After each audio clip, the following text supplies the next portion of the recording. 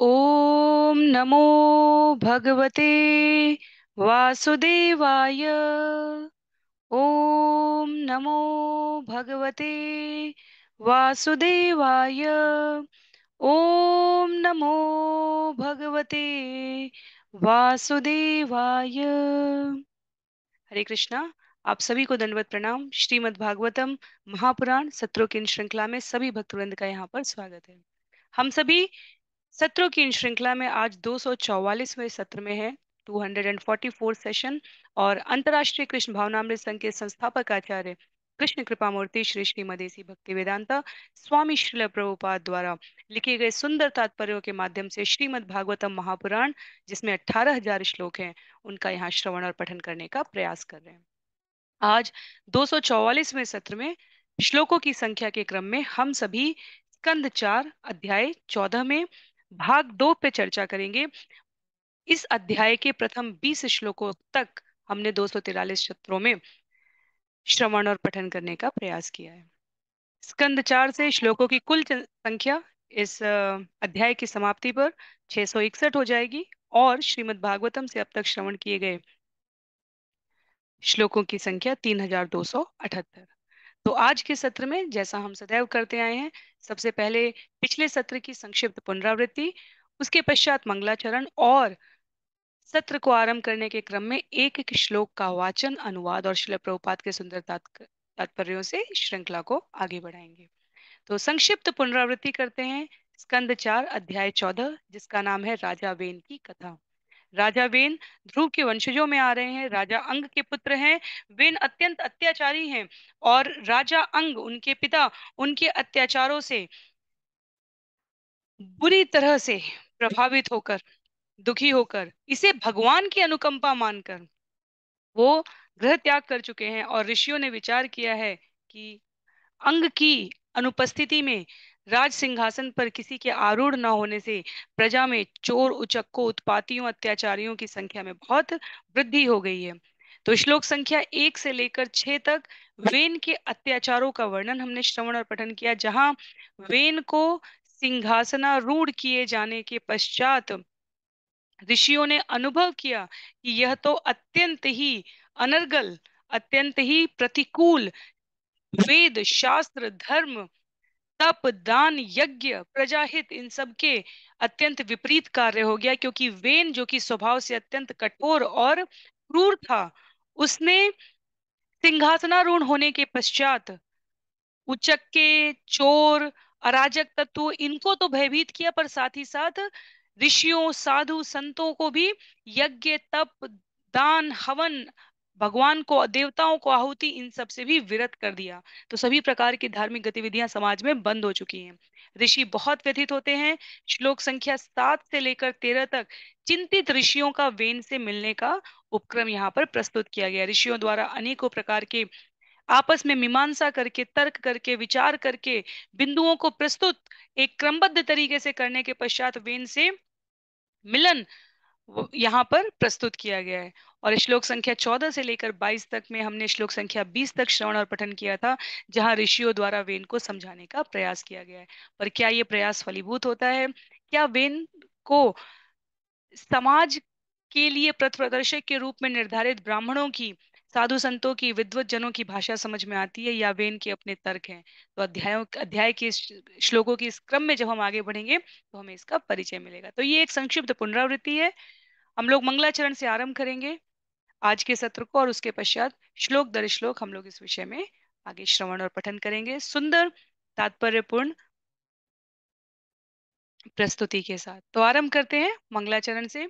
नारायणं नमस्कृत्य नरं चैव नरोत्तमं देवीं सरस्वतीं व्यासं ततो जयम् उदीरयेत्। शृण्वतां स्वकथा कृष्ण पुण्यश्रवण कीर्तन यद्यन्तस्थो यभद्राणि विदुनोति सुयत्स्यताम्। नष्टप्रायेष्वभद्रेषु नित्यं भागवत सेवया भगवत्युत्तमश्लोके भक्तिर्भवति नैष्ठिकी।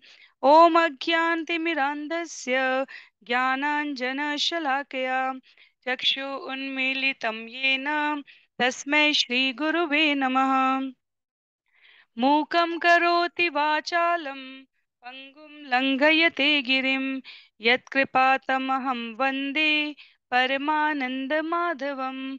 वाञ्छाकल्पतरुभ्यश्च कृपा सिन्धुभ्य एव च पतितानां पावनेभ्यो वैष्णवेभ्यो नमो नमः।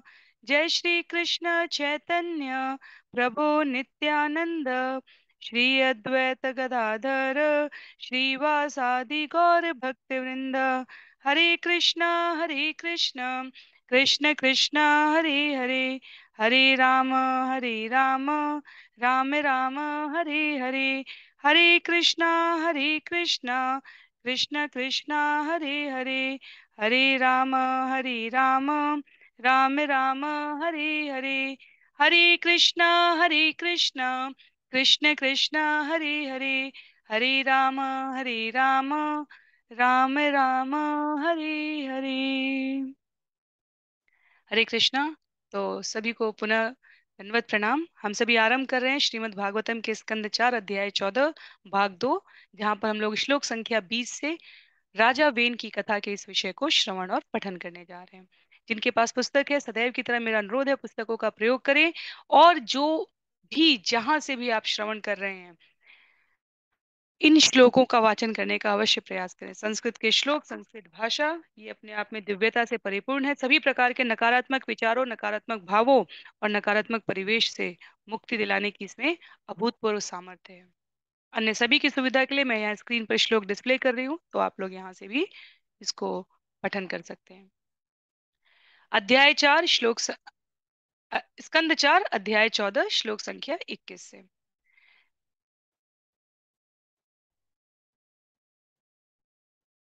तं सर्वलोकामरयज्ञसङ्ग्रहं त्रयीमयं द्रव्यमयं तपोमयं यज्ञे विचित्रे यजतो भवायते राजन् स्वदेशाननुरोद्धुमर्हसि।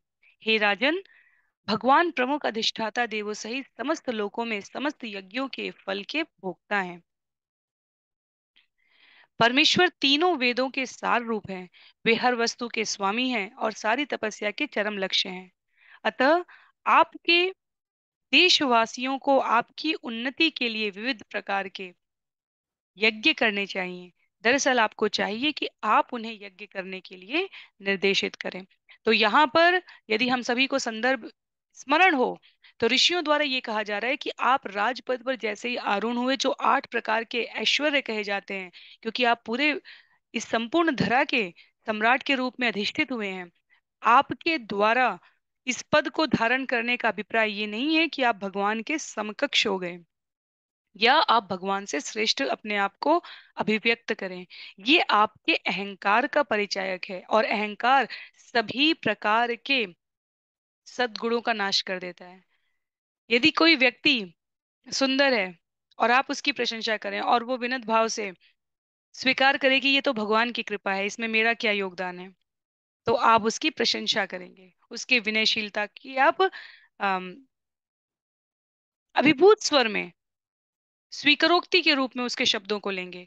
पर यदि कोई व्यक्ति सुंदर है, स्त्री या पुरुष, और वो कहता रहे देखो ना मैं कितना सुंदर हूं या मैं कितनी सुंदर हूं, और दूसरे, तो वास्तव में वो अगर सुंदर भी है तो भी आप उसको तो भी एक सामान्य मनोविज्ञान से 1 2 4 6 8 10 बार यदि वो आपके संबंधी हो, मित्र हो, शुभचिंतक हो, तो आप इसे प्रसन्नता पूर्वक लेंगे। पर एक निश्चित समय के पश्चात आपको और उनको सुनने वाले सबको इस बात की अनुभूति हो जाएगी कि इस व्यक्ति में अहंकार आ गया है। अहंकार इसलिए नहीं श्रेष्ठ है क्योंकि वो अपने आगे किसी और के कार्य को, किसी और के प्रयास को, किसी और के किसी भी गुण को वास्तव में स्वीकार नहीं कर पाता। और जब व्यक्ति इस प्रकार के मनोवैज्ञानिक आवरण से घिर जाता है, तो उसकी स्थिति आचार्य कहते हैं जैसे एक निश्चित स्थान में इकट्ठा हुआ पानी है, वैसी हो जाती है।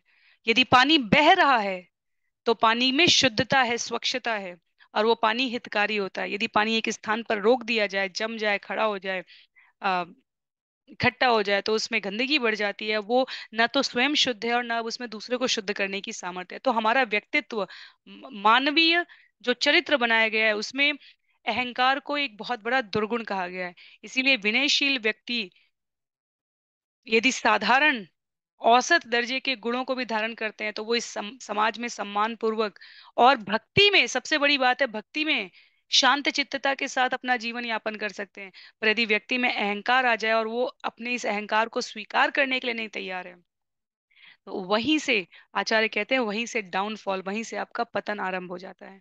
तो यहाँ पर राजा वेन को आचार्यों ने, ऋषियों ने सतर्क होने के लिए कहा। उन्होंने कहा आपके अत्याचार सीधे अत्याचारों पर नहीं आए, लेकिन आपने जो राजपद का प्रभुत्व प्राप्त किया है, इसे आप भगवान के प्रतिनिधि के रूप में प्रयोग करें और प्रजा के कल्याण के लिए करें, भगवान की प्रसन्नता के लिए करें। वास्तव में राजा के रूप में आपका यह दायित्व होना चाहिए कि आप स्वयं पूर्ण पुरुषोत्तम भगवान की प्रसन्नता के लिए यज्ञों को निर्देशित कीजिए प्रजा द्वारा करने के लिए, ना कि आप उनको बंद कराएं, ये कहकर कि आप ही सर्वश्रेष्ठ हैं और अब आपके अतिरिक्त अन्य किसी की पूजा नहीं होनी चाहिए। ये किसी भी प्रकार से ना आपके लिए हितकारी है और ना प्रजा के लिए। तत्पश्चात अगले श्लोक में, यज्ञेन युष्मद्विषये द्विजातिभिः वितायमानेन सुरा कलाहरे स्विष्टा सुतुष्टा प्रदिशन्ति वाञ्छितम् तद्वेलनं नार्हसि वीरचेष्टितुम्। जब आपके राज्य के सारे ब्राह्मण यज्ञ में संलग्न होने लगेंगे, तो भगवान के स्वांश समस्त देवता उनके कार्यों से प्रसन्न होकर आपको मनोवांछित फल देंगे। अतः हे वीर, यज्ञों को बंद ना करें। यदि उन्हें बंद करते हैं, तो आप देवताओं का अनादर करेंगे। तो क्योंकि वो राजा के प्रतिनिधि के रूप में है, कर्मकांड की उस समय की, उस युग की जो स्वीकृत संस्तुति है, वो यज्ञ करना है। जैसे इस कलयुग के लिए समस्त आचार्यों की, शास्त्रों की स्वीकृत संस्तुति किसके लिए? हरिनाम यज्ञ के लिए। वहां पर संसाधन और युग धर्म दोनों शास्त्रों में वर्णित यज्ञ को करने के लिए आदेश देता है। और ऋषियों द्वारा वेन को इस बात के लिए जागृत करने का प्रयास किया गया, सतर्क करने का, चेतावनी देने का प्रयास किया गया है। यदि आपको लगता है कि आपका ये ऐश्वर्य, ये शक्ति, ये वीरता, ये अम, प्रभुत्व की पराकाष्ठा आपके स्वयं के प्रयास से है, तो आप गलत हैं। ये आपको भगवत अनुकंपा से प्राप्त हुआ है, देवताओं से आपको ये राज्य के सुशासन के लिए प्राप्त हुआ है। और यदि आप यज्ञ करेंगे, तो आपको ये और द्विगुणित बहुगुणित होकर कृपा रूप में मिलता रहेगा। पर यदि आप ऐसा नहीं करते हैं, तो वास्तव में आप इन शक्तियों का, इन ऐश्वर्य के प्रदाताओं का अनादर कर रहे हैं। और अनादर, अहंकार से अनादर आ रहा है, और अनादर से आप जीवन में कृपा पात्रता को अपने स्वयं के व्यक्तित्व से ही नहीं, पूरे राज्य से च्यूत कर रहे हैं, अर्थात दूर कर रहे हैं।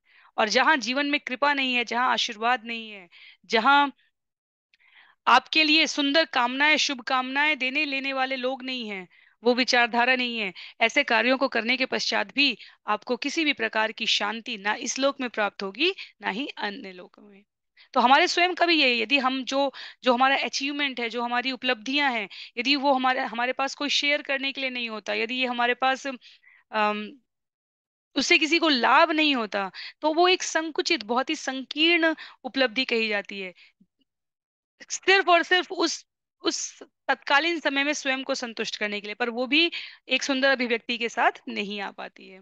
इसलिए यहाँ तक हमने 14 से 22 तक ऋषियों द्वारा समझाने का श्रवण और पठन किया। अब श्लोक संख्या 23 से इस अध्याय के सुर बदल रहे हैं। श्लोक संख्या 23 से लेकर 28 तक वेन का ऋषियों को दंभ पूर्ण प्रत्युत्तर है।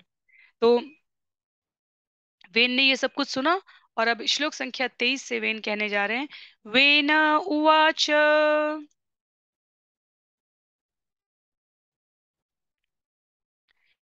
बालिशाबत यूयं वा अधर्मे धर्ममानिनः ये वृतेदं पतिं हित्वा जारं पतिम उपासते। राजा वेन ने उत्तर दिया, तुम तनिक भी अनुभवी नहीं हो। यह अत्यंत दुख की बात है कि तुम लोग जो कुछ कहते रहे हो वह धार्मिक नहीं है, किंतु तुम लोग उसे धार्मिक मान रहे हो। दरअसल तुम लोग अपने पालनकर्ता वास्तविक पति को त्याग रहे हो और पूजा करने के लिए किसी जार पर पति की तलाश में हो। तो ये दंभपूर्ण उत्तर है वेन का। वेन इतने बड़े यहाँ पर मूर्खता का प्रदर्शन कर रहे हैं कि मुनियों को बच्चों के समान, श्रील प्रभुपाद लिखते हैं, बच्चों के समान अनुभवहीन कह रहे हैं। कह रहे हैं तुम जो कर रहे हो ना वो धार्मिक नहीं है, तुम्हें तो पता ही नहीं है धार्मिकता क्या होती है। और जो कुछ भी उन्होंने समझाया, उपदेश दिया ऋषियों ने, उन्होंने उसको अस्वीकार कर दिया है, बल्कि उनके ऊपर और दोषारोपण कर दिया। मुनियों के ऊपर क्या कर दिया कि तुम वो उस स्त्री की तरह व्यवहार कर रहे हो जो अपने सामने उपस्थित पति की अभ्यर्थना ना कर रही हो, उसके साथ स्वागत सत्कार, उसके साथ अच्छा व्यवहार ना करके किसी दूसरे पति की तलाश में है। तो एक प्रकार से देखा जाए तो यहाँ पुनः स्त्रियों के बारे में नहीं कहा जा रहा है यहाँ पर। अगर दूसरा उदाहरण लेना हो, क्योंकि वेन का मंतव्य है, अगर दूसरा उदाहरण लेना हो तो आचार्य कहते हैं कि यदि एक पति अपने घर परिवार उत्तरदायित्व का संचालन ना करके किसी अन्य प्रकार के कार्य में इसलिए अनुरक्त हो जो कि भक्ति भाव से प्रेरित ना हो, लेकिन केवल उसकी इंद्रिय तृप्ति के लिए, तो जिस प्रकार वो निंदित होता है, राजा वेन कहते हैं उसी तरीके से आप लोग, मैं हूं आपका पति, अपने आप को वेन कहते हैं कि वो है। तो इसीलिए इसलिए श्रील प्रभुपाद ने शब्द प्रयोग किया मूर्खता भरे शब्द कहे हैं वेन ने यहाँ पर, कि आप लोगों का वो ऋषियों को उल्टा बता रहे हैं कि आपको पता ही नहीं है कि धार्मिकता किसे कहा जाता है। श्लोक संख्या 24 में वेन ने कहा, अवजानन्त्यमी मूढ़ा नृपरूपेणमीश्वरम् नानुविन्दन्ति ते भद्रम् इह लोके परत्र च। जो लोग अज्ञानतावश उस राजा की पूजा नहीं करते जो कि वास्तव में भगवान है, तो वे न तो इस लोक में और न परलोक में सुख का अनुभव करते हैं। तो वेन उन्हें ज्ञान दे रहा है, राजा वेन ऋषियों को ज्ञान दे रहे हैं, उन ऋषियों को जो जन्म जन्मांतर से अभ्यस्त है यज्ञ करने के, तप करने के, भगवान की प्राणी मात्र के कल्याण के लिए, भगवान की प्रसन्नता के लिए अनेकों प्रकार के धार्मिक अनुष्ठान करने के लिए। उनको बेन बता रहा है कि आप सब लोग अच्छे गति को नहीं प्राप्त होंगे। क्यों? क्योंकि ये जो वास्तव में भगवान है आप उसकी पूजा नहीं कर रहे हैं। और अब वो भगवान और देवता कह किसे रहे हैं वेन? श्लोक संख्या 25 में, को यज्ञ पुरुषम नाम यत्र वो भक्ति ईदृशी भर्तृस्नेह विदुराणाम यथा जारे कुयोषिताम। तुम लोग देवताओं के इतने भक्त हो, किंतु वे हैं कौन? निस्संदेह इन देवताओं के प्रति तुम लोगों का स्नेह उस उल्टा स्त्री का सा है जो अपने विवाहित जीवन की उपेक्षा करके अपने जार पति पर सारा ध्यान केंद्रित कर देती है। तो वेद के ये अत्यंत दुर्भावना भरे शब्द हैं, और स्त्रियों के रूप में उसने उन स्त्रियों के संबंध में कहा है जो अपने घर परिवार, अपनी इंद्रिय तृप्ति के लिए अपनी उत्तरदायित्व से मूलतः भिन्न दिशा में जा रही हो, उनके लिए ये शब्द यहाँ पर वेन ने कहे हैं। पर ये उपमा है, उनके लिए उन्होंने कुछ कहा नहीं है, वो तो देवताओं के लिए कह रहे हैं कि देवता कौन है। वो ऋषियों से कह रहे हैं कि तुम देवताओं के इतने भक्त बन रहे हो, वो देवता है कौन? तुम्हें देवताओं की उपासना करने की क्या आवश्यकता है? तुम्हारा प्रेम तो मुझसे होना चाहिए, मेरी पूजा करनी चाहिए तुम्हें, तुम्हारा व्यवहार तो यहाँ पर ये समझाने के लिए कि तुम्हें मुझसे, मैं तुम्हारा राजा हूं तो तुम्हें मेरी पूजा अभ्यर्थना उपासना करनी चाहिए, ये समझाने के लिए वो स्त्री का उदाहरण दे रहे हैं। तो विषय हमें उपमा पर, उपमा से ज्यादा अधिक ध्यान हमें विषय पर देना है। वेन यहाँ पर ऋषियों द्वारा देवताओं के लिए प्रति की जाने वाली यज्ञ आहुति, इन सबको कह रहे हैं कि ये त्यक्त है, ये करने की तुम्हें आवश्यकता नहीं है। अब कितनी बड़ी मूर्खता का परिचय दे रहे हैं वेन। अहंकारी व्यक्ति इसलिए अपने आगे किसी को कुछ नहीं समझता है। श्लोक संख्या 26 और 27 में कहते हैं वेन, विष्णु विरिंचो गिरीश इंद्रो वायु यमो रवि पर्जन्यो धनदः सोम क्षिति अग्नि अपाम्पति एते चान्ये च विबुधा प्रभवो वर्षापयो देहे भवन्ति नृपते सर्वदेवमयो नृप। विष्णु, ब्रह्मा, शिव, इंद्र, वायु, यम, सूर्यदेव, पर्जन्य, कुबेर, चंद्रदेव, क्षिति देव, अग्निदेव, वरुण तथा अन्य बड़े बड़े देवता जो आशीर्वाद या श्राप दे सकने में समर्थ हैं, वे सब राजा के शरीर में वास करते हैं। इसलिए राजा सभी देवताओं का आधार माना जाता है। देवता राजा के शरीर के भिन्न अंश हैं। तो जैसे हम सब ने कृष्ण पुस्तक में पढ़ा है, श्रील प्रभुपाद वर्णन करते हैं कि जब भगवान शरीर रूप में उपस्थित थे द्वारका में, तब एक राजा ऐसा हुआ जिसने स्वयं को भगवान घोषित कर दिया।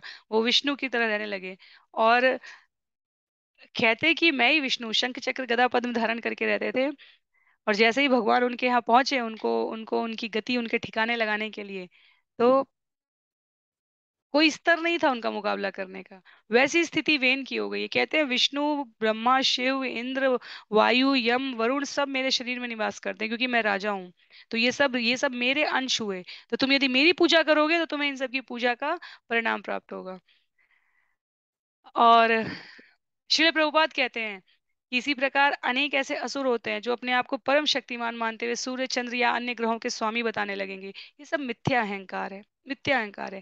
शास्त्र में जिन अवतारों का वर्णन नहीं है, उसके अतिरिक्त किसी भी रूप का वर्णन, किसी भी रूप की स्तुति करना, कई प्रचलित सो बाबा अम, केवल भौतिक तृप्ति करने के लिए और स्वयं की और जो उनकी उपासना करे उनकी, अपने आप को भगवान का अवतार कहने लग जाते हैं। ये अत्यंत मूर्खता है। जो भगवान के अवतार हैं, वो जन्म से भगवान के अवतार हैं। वामन देव हो गए, शुकदेव हो गए, हमारे व्यास देव हो गए, नरसिंह भगवान प्रकट हुए हैं, कपिल भगवान हुए हैं, चैतन्य महाप्रभु हुए हैं। ये सब बिल्कुल प्रामाणिक रूप से उल्लिखित है शास्त्रों में। इसलिए हम कहते हैं भगवान के लिए तीन बातें सत्य होती हैं। यदि कोई कहे भगवान है, पहली बात तो शास्त्रों में निश्चित रूप से इसके लिए संकेत दिया गया है। दूसरी बात, उनके शारीरिक लक्षण ऐसे होते हैं कि जो 32 लक्षण महापुरुषों में बताए जाते हैं, वो 32 के 32 भगवान भगवान के रूप में उपस्थित होते हैं। तीसरी बात, जब भगवान जन्म लेते हैं तो आसपास की स्थितियां, परिस्थितियां, ग्रह अपने आप को उच्चतम श्रेष्ठतम अवस्था में रखते हैं। जब चैतन्य महाप्रभु का जन्म हुआ है, जिसे हम होली कहते हैं,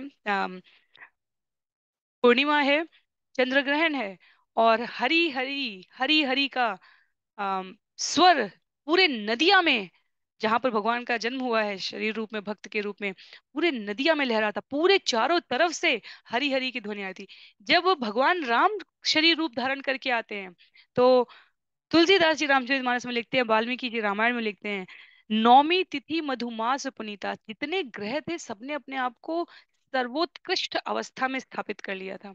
जब भगवान श्री कृष्ण जन्म लेते हैं, तब आसपास की जितनी परिस्थितियां, ये जेल की परिस्थितियां या कंस के जीवन काल की परिस्थितियों की बात नहीं हो रही है, नंदोत्सव की बात हो रही है। जब जब भक्तों ने भगवान के दर्शन किए हैं, उस समय की स्थिति क्या है कि कोई, सब लोग एक दूसरे को दान दिए जा रहे हैं, कोई लेने वाला नहीं है। हर कोई सिर्फ दे रहा है। प्रसन्नता में ऐसा उल्लास है। लक्ष्मी, सहस्त्रों सहस्त्र लक्ष्मियां इस प्रकार अपने आप को उपस्थित कर लेती हैं उस स्थान पर। वायु अनुकूल, मंद सुगंध युक्त हो जाती है। तो जितनी भी साहित्यिक विशेषताओं के साथ वर्णन किया जा सकता है, हमारे विद्वत आचार्यों ने वर्णन किया है भगवान के जन्म का। तो ऐसे कोई अचानक से पैदा होके भगवान ने, आप किंचित मात्र महापुरुष रूप में अवश्य प्रस्तुत हो सकते हो, भगवान के 6 ऐश्वर्यों में से कुछ ऐश्वर्य का अधिकतम अधिकतर भाग लेकर, न्यूनतम नहीं, और अन्यों से तनिक अधिक भाग लेकर महापुरुष हो सकते हैं। और वैसे तो भगवान हर क्षण, हर अवयव, हर तत्व में प्रकट हो रहे हैं। पर स्वयं इस प्रकार से कहना कि मैं भगवान हूँ और ये सारे मेरे शरीर के अंदर हैं, तो ये जो आसुरी प्रवृत्ति है, शिल प्रभुपाद कहते हैं, ये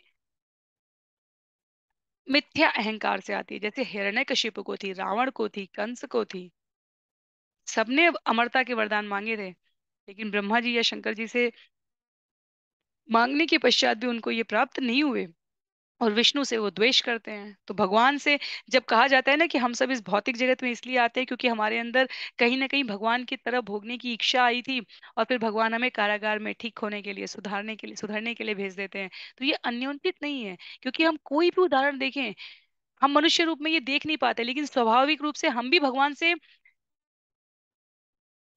कहीं ना कहीं प्रतिकूल रहते हैं। एक भगवान की इच्छा होती है, एक हम अपनी इच्छा रखना चाहते हैं। जब हम भक्त बनने का प्रयास करते हैं तब हमारे जीवन में ये सद्गति आती है कि हम भगवान की इच्छा को अपने लिए सर्वोत्कृष्ट तरीके से सुंदर और सर्वोत्तम मानते हुए उसको मानने के लिए प्रतिबद्ध होने लगते हैं। जैसा मेरे जीवन में हो रहा है, ऐसा कुछ हो नहीं सकता जो भगवान नहीं चाहते। ऐसा कुछ हो नहीं सकता जो मेरे कल्याण के लिए भगवान ने निर्धारित किया हो और उसके इतर कुछ हो जाए। ये सब जो भाव है ना, ये भक्त बनने के प्रयास में आते हैं। उससे पहले तो हमें ये लगता है विधाता ने, ब्रह्मा ने, भगवान ने जो कुछ प्लान किया हो किया, मुझे तो ये करना है। तो मिथ्या खैर ये तो फिर भी ठीक है, ये रजोगुण तक का लक्षण है। पर मिथ्या अहंकार तमोगुण का लक्षण है। तो वेन के अंदर ये सारे लक्षण बिल्कुल सुस्पष्ट स्थिति में दिखने लगे हैं। तो श्लोक संख्या 28 में, तस्मान् मां कर्मभिविप्रा यजध्वं गतमत्सरा बलिं च मह्यं हरत मत्तोऽन्यकोऽग्रभुक् पुमान्। राजा वेद ने आगे कहा, इसलिए हे ब्राह्मणों, तुम मेरे प्रति ईर्ष्या त्याग कर अपने अनुष्ठान कार्यों द्वारा मेरी पूजा करो और समस्त पूजा सामग्री मुझ पर ही चढ़ाओ। यदि तुम लोग भी बुद्धिमान होगे तो समझ सकोगे कि मुझसे श्रेष्ठ ऐसा कोई पुरुष नहीं जो समस्त यज्ञों की प्रथम आहुतियों को ग्रहण कर सके। तो ये किंचित हास्य का विषय है, क्योंकि जब हम पठन करते हैं तो हम इस मूर्खता पे स्वयं ही आश्चर्यचकित हो जाते हैं कि कैसे कोई व्यक्ति स्वयं को भगवान कह सकता है।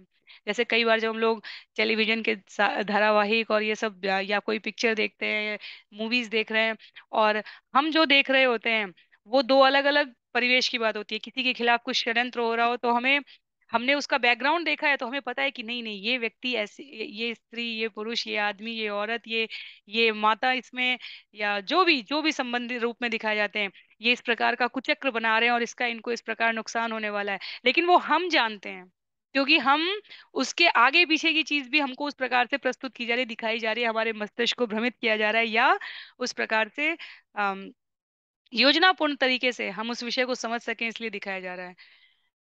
जो स्वयं मिथ्याग्रस्त अहंकारी हो चुका होता है उसको नहीं पता होता कि वो कितना बड़ा अहंकारी हो चुका है। और इसीलिए आचार्य कहते हैं कि समय समय पर गुरु के पास, आचार्यों के पास, भक्त वृंद के पास, शास्त्रों के मार्गदर्शन में अपने जीवन का, अपने विचारों का, अपने कार्यों का आकलन अवश्य करते रहना चाहिए। जब हम भक्तों के संग में रहेंगे तो स्वाभाविक रूप से हमारे जीवन में किसी भी प्रकार का दुराचरण लक्षित होते ही कहीं ना कहीं किसी न किसी माध्यम से गुरु कृपा से उसकी अनुभूति हमें हृदयस्थ में उपस्थित परमात्मा से हो जाती है। पर यदि हम अपने संग को ठीक रखने का किंचित मात्र भी प्रयास नहीं करेंगे तो हमारी सबकी स्थिति कभी भी वेन जैसी हो सकती है। और जब हम वेन जैसी स्थिति में होते हैं तो हमें नहीं लगता कि हम वेन जैसी स्थिति में हैं। वो कह रहे हैं कि मेरे प्रति ईर्ष्या त्याग कर सब कुछ मुझे चढ़ाओ। अगर तुम लोग बुद्धिमान होगे तभी तुम समझ पाओगे कि मुझसे जैसा श्रेष्ठ पुरुष कोई नहीं है जो समस्त यज्ञों की प्रथम आहुतियों को स्वीकार कर सके। तो जैसा मैंने कहा, ये बिल्कुल वैसी स्थिति है। सुंदर व्यक्ति घूम घूम के कहता रहे मुझसे सुंदर कोई नहीं है। तो तो हम लोग एक समय के बाद जानते हैं कि ऐसा नहीं हो सकता, मनुष्य रूप में कोई इतना सुंदर नहीं हो सकता कि वो भगवान के समकक्ष हो जाए। तो ये जो वेन की स्थिति है, ये स्थिति हमें अपने जीवन में आने से बचानी चाहिए। तो अहंकार कैसा होता है और अहंकार आ जाने पर व्यक्ति का जीवन कैसा होता है, वो यहाँ पर वर्णन किया गया है। तो श्लोक संख्या 23 से लेकर 28 तक वेन ने ऋषियों को दुर्वचन कह डाले। तब श्लोकों का क्रम कुछ इस प्रकार है कि 29 से 35 तक ऋषियों द्वारा वेन का वध, सुनीता द्वारा मृत शरीर को मंत्रों से रक्षित करने की कथा आती है। तो श्लोक संख्या 29 में मैत्रेय मुनि कहते हैं, मैत्री उवाच इत्थं विपर्ययमति पापीयानुत्पथं गत अनुनीयमान तद्य याचां न चक्रे भ्रष्टमङ्गल। इत्थं विपर्ययमति पापीयानुत्पथं गत अनुनीयमान तत्याचां न चक्रे भ्रष्टमङ्गल। महर्षि मैत्रेय ने आगे कहा, इस प्रकार अपने पापमय जीवन के कारण दुर्बोध होने तथा सही राह से विचलित होने के कारण राजा समस्त पुण्य से क्षीण हो गया। उसने ऋषियों की सादर प्रस्तुत प्रार्थनाएं स्वीकार नहीं की, अतः उसकी भर्त्सना की गई है। तो जैसा मैंने कहा था, ये जीवन कृपा पे, आशीर्वाद पर, सुंदर वचन पर, शुभाशीष पर टिका हुआ है। हमारे जीवन में यदि ये नहीं है, हम क्यों क्यों हमारे क्यों हमारे शास्त्र कहते हैं कि हमें प्रातः काल उठकर घर के बड़े बूढ़ों का, बुजुर्गों का, वयोवृद्ध जनों का, भगवान का, प्रकृति का, विभिन्न माध्यमों से हमें आशीर्वाद ग्रहण करना चाहिए, क्योंकि विधि के विधान के अनुसार ही आशीर्वचन, मंगल कामनाएं ये जीवन में शुभता लाती हैं। और जब इनका हास हो जाता है, जब हम जीवन में इनका पालन नहीं करते हैं, तब ये सभी प्रकार का अमंगल कर देती है। हम चाहे भी तो इस सिद्धांत को नहीं बदल सकते, हम बदल ही नहीं सकते, हम वास्तव में कुछ भी नहीं बदल सकते हैं। हम तो जो बताया गया है उसका पालन करते हुए अपने जीवन को उसके मूल स्थान तक ले जा सकते हैं। यदि हम ऐसा नहीं कर रहे हैं, तो निश्चित रूप से हम अपना स्वयं का अमंगल कर रहे हैं। तो राजा वेन इस समय बिल्कुल उसी स्थिति में पहुंच गए हैं। उनको दुर्बोध के कारण, राह से विचलित होने के कारण, वो धर्म के सिद्धांत स्वयं गढ़ने लगे हैं। और जैसे शिशुपाल ने युधिष्ठिर के यज्ञ में व्यास, नारद, भगवान कृष्ण जैसे महापुरुषों की उपस्थिति में अत्यंत ही घमंड भरे शब्द बोले थे, और वहीं उसका सारा पुण्य नष्ट हो गया, वैसे ही यहाँ पर वेन द्वारा ऋषियों की इस प्रकार भर्त्सना करने से आचार्य लिखते हैं उनके समस्त पुण्य नष्ट हो गए। और जैसे ही पुण्य नष्ट हो जाते हैं, वास्तव में हम इस धरती पर अपने पुण्यों से टिके हुए हैं, अपने पुण्यों से टिके हुए हैं, अब भगवान की कृपा से टिके हुए हैं, लोगों के आशीर्वाद से, जो हमारे शुभ चिंतक हैं उनके आशीर्वाद से टिके हुए हैं।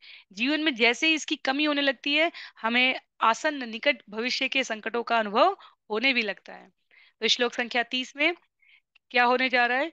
इति ते असत्कृता तेन द्विजा पंडित मानिना भग्नायाम भव्य याचायम तम से विदुर चक्रुधु। हे विदुर, तुम्हारा कल्याण हो। उस मूर्ख राजा ने अपने को अत्यंत विद्वान समझकर ऋषियों तथा मुनियों का अपमान किया। राजा के वचनों से ऋषियों का दिल टूट गया और वे उस पर अत्यंत क्रुद्ध हुए। तो हमें यदि स्मरण हो, पिछले सत्र में हमने इसकी विस्तृत चर्चा की थी। ऋषि वहां क्यों उपस्थित थे? पहले तो राज्य को शासकहीन देखकर उन्होंने वेन को अत्याचारी जानते हुए भी बैठाया, और उसके पश्चात वेन बैठने के पश्चात उन्हीं ऋषियों के कर्म से उन्हें च्युत कर रहा है। तो ऋषियों ने विचार किया कि यदि हम इस समय वेन को नहीं रोकेंगे, तो इसके कर्म के भागी हम भी है, क्योंकि इसके राजा बनने में और ये प्रकार के अधिकार और ऐश्वर्य इसे प्रदान करने में हमारा हाथ है। और यदि हम इसे नहीं रोकते हैं, तो निश्चित रूप से हम उस कर्म के भागी बनेंगे। और ऋषियों को, जिनकी आत्म चेतना इतनी प्रबुद्ध है, उनको करनीय और अकरणीय का विचार करने की अतिरिक्त आवश्यकता नहीं होती, अर्थात वो सदैव सतर्क होते हैं कि उनके जीवन में क्या आवश्यक है करना। तो ऋषियों ने यहाँ पर सात्विक क्रोध किया है।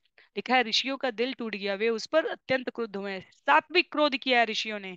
श्लोक संख्या 31 में हन्यताम हन्यतामेश पाप प्रकृति दारुण जीवन जगत असौ आशु कुरुते भस्म सात ध्रुवम। तभी ऋषि तुरंत हाहाकार करने लगे, इसे मारो, इसे मारो, यह अत्यंत भयावह और पापी पुरुष है। यदि यह जीवित रहा तो निश्चित रूप से सारे संसार को देखते देखते भस्म कर देगा। तो यहाँ कहना क्या जा रहे हैं हमारे आचार्य, हमारे ऋषि मुनि जो उपस्थित है, उन्होंने बड़े ही सुंदर और सरल शब्दों में हमारे जीवन की भ्रम की स्थिति को दूर करने की बात की है। उन्होंने कहा है कि, और वास्तव में ऋषि माध्यम है, ये ब्रह्मांड की जो घटना इस समय घटित हो रही है, ये आगे मानव जाति को ये मार्गदर्शन देने के लिए कि अहंकार हमारा किस हद तक विनाश कर सकता है।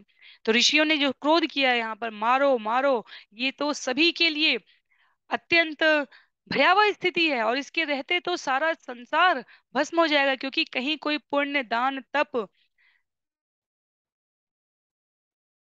ध्येय, किसी भी प्रकार की स्थिति बची ही नहीं रहेगी।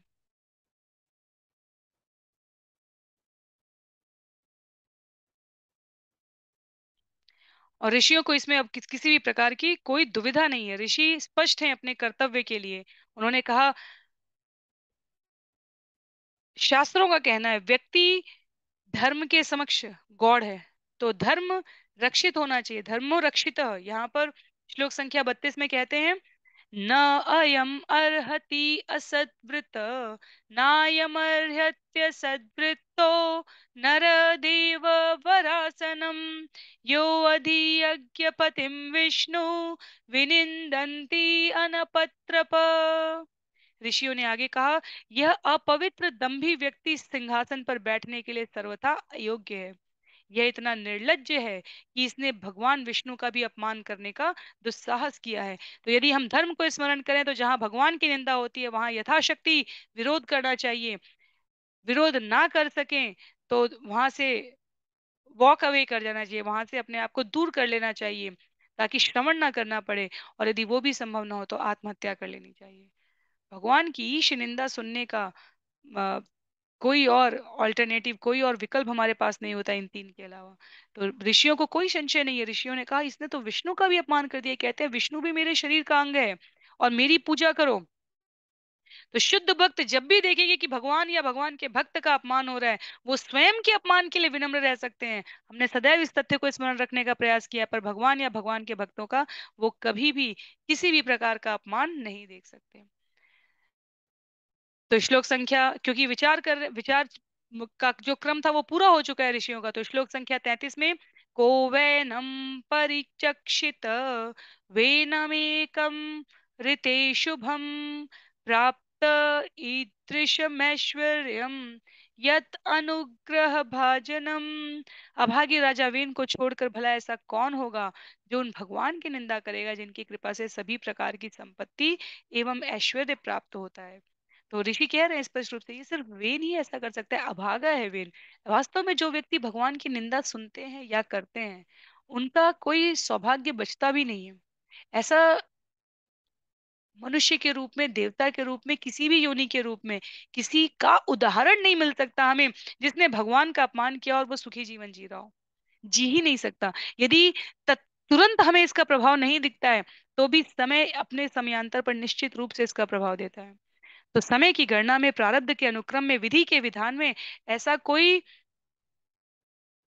मार्ग ही नहीं है जहां आप भगवान की निंदा करें, भगवान का अपमान करें और आप इहलोक से परलोक तक किसी भी प्रकार की सुगति प्राप्त कर सकें। ये विधान ही नहीं है। तो वे इनके लिए इसीलिए श्लोक संख्या 34 में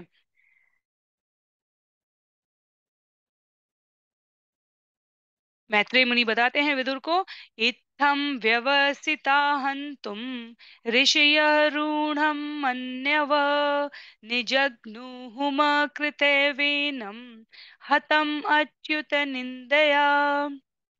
इस प्रकार अपने छिपे क्रोध को प्रकट करते हुए ऋषियों ने राजा को तुरंत मार डालने का निश्चय कर लिया। राजा वेन भगवान की निंदा के कारण पहले से ही मृत तुल्य था, अतः बिना किसी हथियार के ही मुनियों ने हुंकारों से वेन को मार डाला। इतनी भीषण तुमुल ध्वनि में कहा गया है कि ऋषियों ने हुंकार की है। बिल्कुल हाय हाय का जो स्वर होता है, जैसे जब हम अ, और ये कोई अप्रत्याशित स्थिति भी नहीं है। जब शंख ध्वनि हुई है कुरुक्षेत्र के युद्ध में प्रथम दिवस पे, वर्णन आता है कि जब शंख ध्वनि हुई है तब उस ध्वनि की हुंकार से जो 11 अक्षौहिणी सेना खड़ी थी वे हतबल हो गए, हतबल।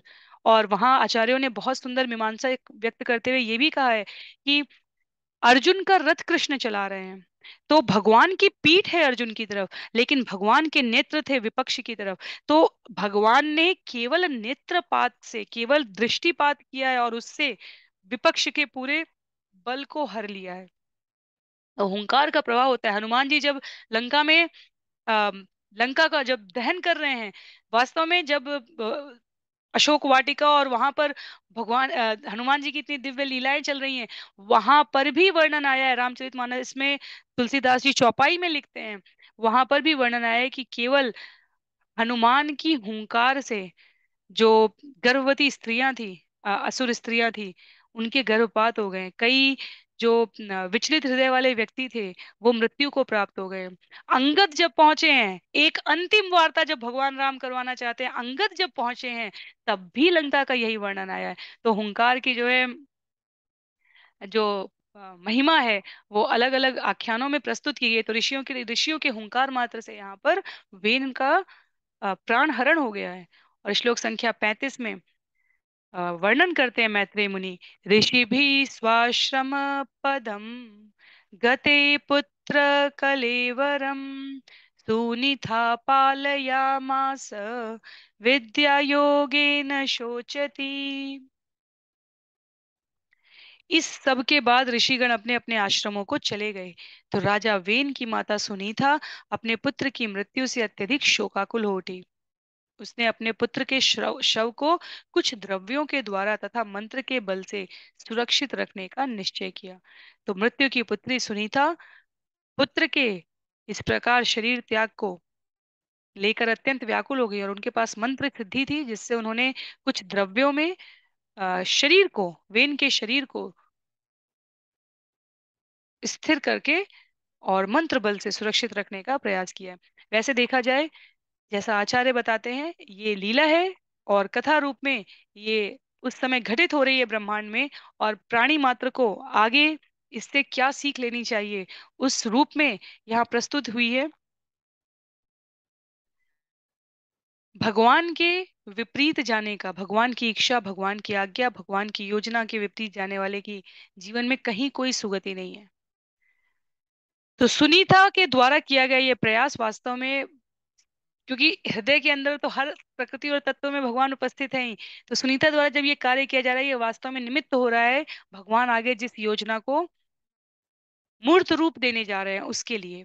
तो श्लोक संख्या 36 से लेके 41 तक, क्योंकि मृत शरीर को मंत्र से रक्षित किया है सुनीता ने, तो श्लोक संख्या 36 से लेकर 41 तक ऋषियों का राज्य में बढ़ती अराजकता पर विचार करना है, जो यहाँ पर आरंभ होने जा रहा है।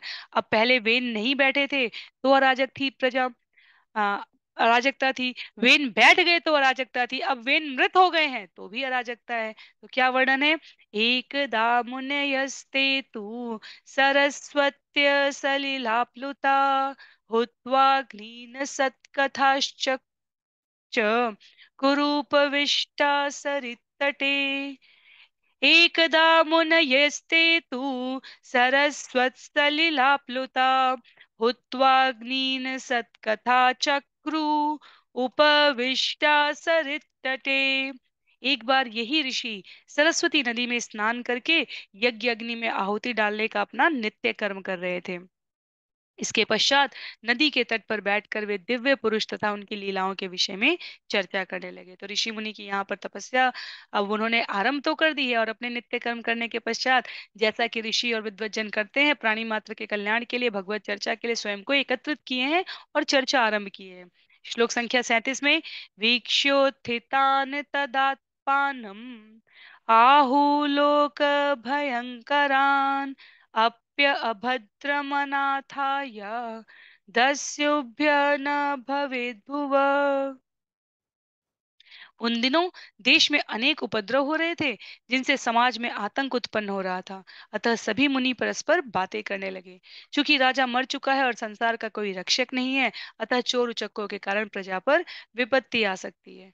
तो राज्य में यदि राजा नहीं है तो भी समस्या है, यदि राजा उपद्रवी है तो भी समस्या है, और इन सारी समस्याओं को सुलझाने के लिए कौन है?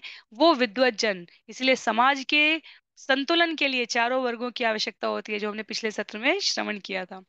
तो ऋषियों को यहाँ पर विचार आ रहा है कि न बैठा था तब हम कहीं ना कहीं जिम्मेदार थे, क्योंकि हमारा कर्तव्य है मार्गदर्शन करना।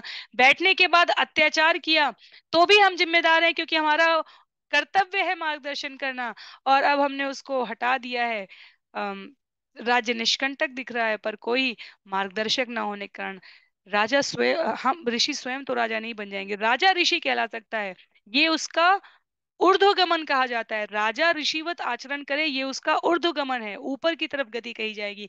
लेकिन ऋषि राजा के पद पर आके बैठे हैं, तो कहा गया है, चाणक्य कहते हैं कि यदि ब्राह्मण शिक्षा देने वाला शिक्षक राजनीति में आके बैठ जाता है, एक बार को प्राणियों के कल्याण मात्र से, प्रजा की रक्षा करने के लिए ये आवश्यक हो तो निश्चित करना चाहिए, पर जहां तक विकल्प उपस्थित हो ऐसा नहीं करना चाहिए। चाणक्य कहते हैं शिक्षक का राजनीति में आकर रा, रा, संचालन के भीतर आकर इस व्यवस्था में आना, प्रशासनिक व्यवस्था में आना, ये शिक्षक का अवमूल्यन होता है। आवश्यकता होती है तो शिक्षक इसको कभी अस्वीकार भी नहीं करते हैं।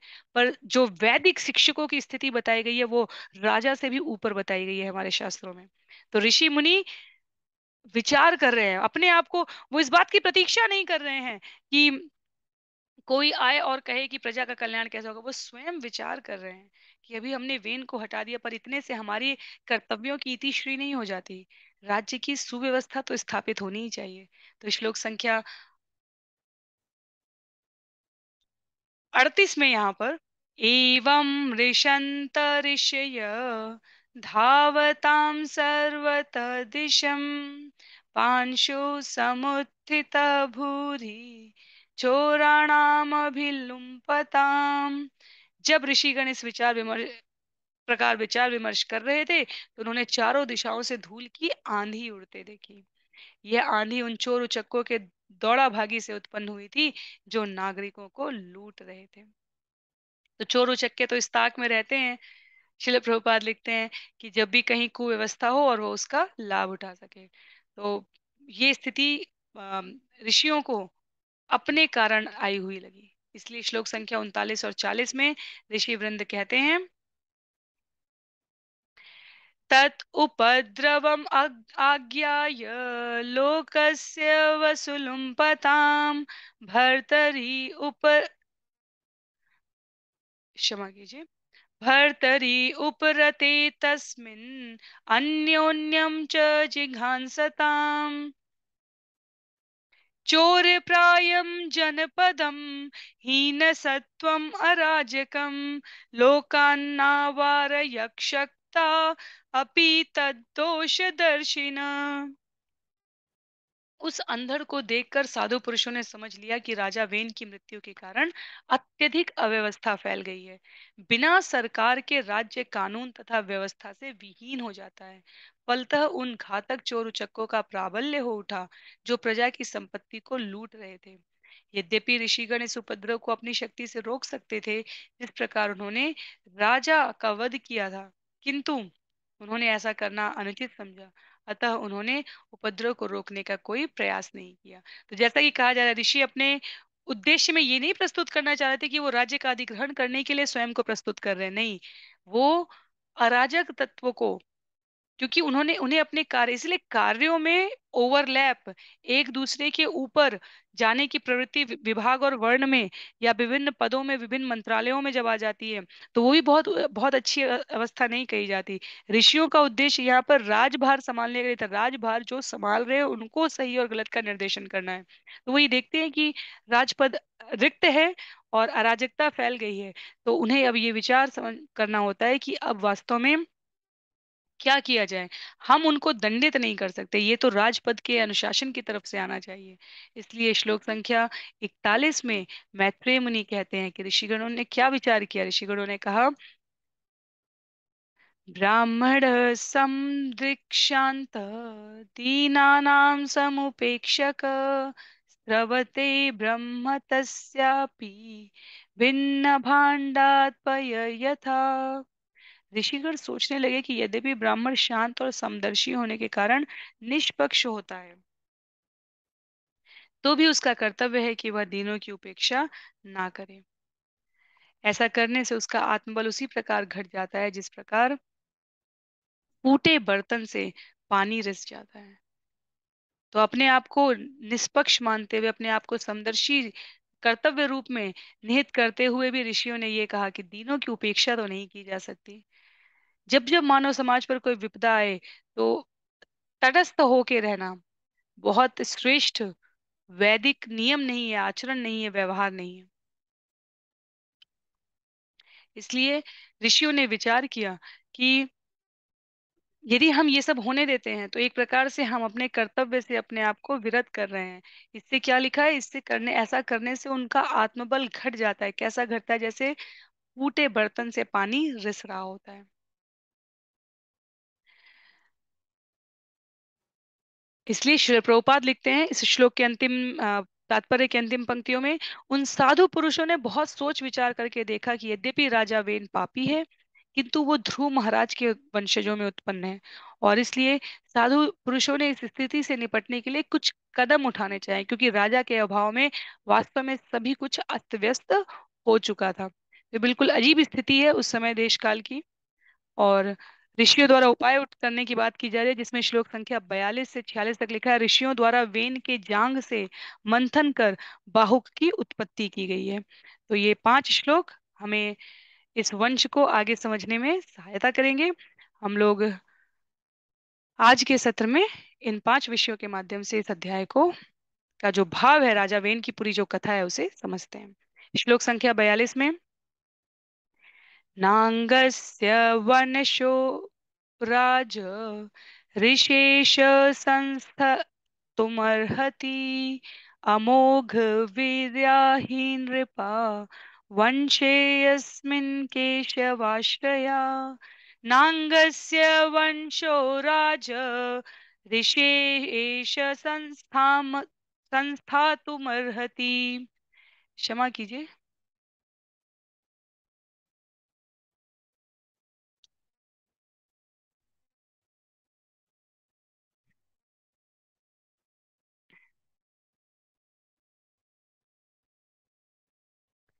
नांगस्य वंशो राजर्षे एष संस्थातु अर्हति अमोघ वीर्या हि नृपा वंशे अस्मिन् केशवाश्रया। मुनियों ने निश्चय किया कि राज ऋषि अंग के वंश को नष्ट नहीं होने देना चाहिए, क्योंकि इस वंश का वीर्य अत्यंत शक्तिशाली रहा है और उसकी संतानें भगवत परायण होती रही हैं। तो ये ऋषियों का विचार है। राजा अंग ध्रुव के वंशजों में आते हैं, भगवत परायण संतानें इस वंश में होती रही हैं। और इसलिए इस परंपरा को शुद्ध बनाए रखने के लिए, इस शुद्धता की विधि का कठोरता से पालन करवाने के लिए, अंग के चरित्र का यदि स्मरण कर रहे हैं ऋषि, तो वो कहते हैं कि वो अत्यंत शुद्ध हैं। और वास्तव में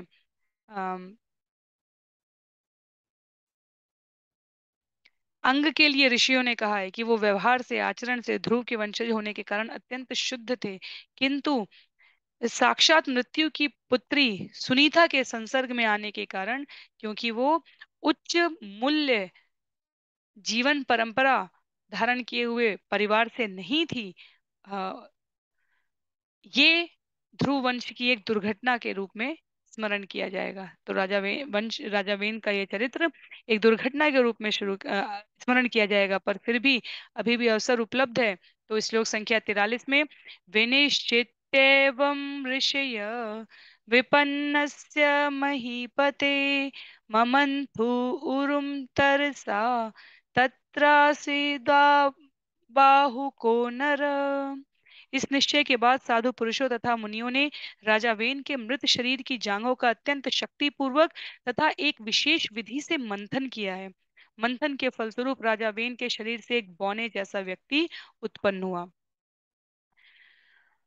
श्रील प्रभुपाद ने किसी भी प्रकार के वैज्ञानिक चिकित्सकीय जगत आधुनिक पद्धति के अनुसार कोई विरोध ना हो, इसलिए बड़ी स्पष्ट शब्दों में यहाँ पर तात्पर्य में इस विषय की प्रस्तुति की है। उन्होंने कहा है, ऋषि तथा मुनि राजा वेन के मृत शरीर से एक दूसरा व्यक्ति उत्पन्न कर सके। वो मृत राजा वेन को जीवित नहीं कर रहे हैं, भले ही वो कितने द्रव्यों और औषधियों और मंत्रों के साथ सुनीता द्वारा रक्षित किया गया है, उसका शरीर रक्षित किया गया है। तो राजा वेन का निधन हो चुका है। हमें स्मरण रखना चाहिए कि राजा वेन का निधन हो चुका है, और निश्चय ही उसने कोई दूसरा शरीर ग्रहण किया होगा अपने कर्मों के अनुसार, जो कुछ भी है। साधु पुरुष मुनि का वेन के शरीर से सरोकार था, क्योंकि वो महाराज ध्रुव की परंपरा में है। तो वो उस प्रकार के ऐश्वर्यशाली गुणों को धारण करने वाले, जो आवश्यक निर्हित शरीर जन्य जो विशेषताएं हैं, उसको धारण किए हुए हैं। तो राजा वेन के मृत शरीर में वो अवयव विद्यमान थे जो ध्रुव की वंश परंपरा का प्रतिनिधित्व करते हैं। तो मृत शरीर की दोनों जांघों को लिखा है विशेष विधि से मथा गया, तो एक दूसरा शरीर उत्पन्न हो गया। यद्यपि वेन का शरीर मृत है, इसमें कोई दुविधा नहीं होनी चाहिए, और माता ने उसे मंत्रों तथा औषधियों से सुरक्षित रखा है, पर नवीन शरीर उत्पन्न करने के लिए समस्त अवयव उपस्थित थे। तो राजा वेन के मृत शरीर से बाहुक नामक व्यक्ति का शरीर प्रकट होता है। और तत्कालीन परिस्थितियों में इसे कोई बहुत आश्चर्यजनक घटना नहीं कहा गया, क्योंकि ये ऋषियों की मंत्र शक्ति में ये एक साधारण सी घटना थी। तो शरीर, मृत शरीर के वीर्य से दूसरा शरीर उत्पन्न हो रहा है। उस शरीर में जो आत्मा है वो वेन की आत्मा नहीं है, शरीर से शरीर उत्पन्न हुआ है, पर आत्मा दूसरी आई है। तो महाराज वेन के मृत शरीर से दूसरा शरीर उत्पन्न करना असंभव है। श्रील प्रभुपाद लिखते हैं हमें ऐसा नहीं सोचना चाहिए, मुनियों के अत्यंत कौशल से यह कार्य संभव था। और जो व्यक्ति उत्पन्न हुए हैं वो कैसे हैं? श्लोक संख्या 44 में लिखा है, काक कृष्ण अति हस्वंगो हस्व बाहु महाहनु हस्व पानिम नासाग्रो रक्ताशस्ताम्र मूर्धज। राजा वेन की जंघाओं से उत्पन्न इस व्यक्ति का नाम बाहुक था। उसकी सूरत कौवे जैसी काली थी। उसके शरीर के सभी अंग ठिगने थे। उसके हाथ तथा पांव छोटे थे और जबड़े लंबे थे। उसकी नाक चपटी, आंखें लाल लाल तथा केश तांबे जैसे रंग के थे। तो ऋषियों ने जो विशेष कौशल के साथ प्रस्तुत किया है वेन के शरीर से एक दूसरा राजा शरीर के रूप में वंशज, वो इस प्रकार की विशेष शारीरिक विचित्रताएं बताई जा रही हैं। श्लोक संख्या 45 में, तम तु तेन वनतम दीनम किम करोमीति वादिनम निशीदेत्य ब्रुवंस्तात स निषाद ततो अभवत्। वह अत्यंत विनम्र था और अपना जन्म होते ही उसने विनत होकर पूछा, महाशय मैं क्या करूं? ऋषियों ने कहा, बैठ जाओ। निशीद, इस प्रकार नैषाद जाति का जनक निषाद उत्पन्न हुआ है। निषाद और भगवान राम के मिलन की श्रीमद श्री रामचरितमानस की एक बहुत ही दिव्य कथा है, हम सबको पता है। निषाद निषाद तो भगवान की भक्ति में ऐसे अनुरक्त थे कि भरत को आता देखकर पहले तो उन्होंने लक्ष्मण पे ही शंका की कि इतना प्रेम था, स्नेह था भगवान के प्रति निषाद का। फिर उसके बाद जब भरत को देखते हैं दल बल सेना के साथ अयोध्या का झंडा लेकर आ रहे हैं, तो निषाद को लगता है कि निश्चित रूप से वो भगवान को वन में अकेला समझकर मारने के भाव से आ रहा है कि निष्कंटक राज्य कर सके। तो निषादों की भगवान पे भक्ति अत्यंत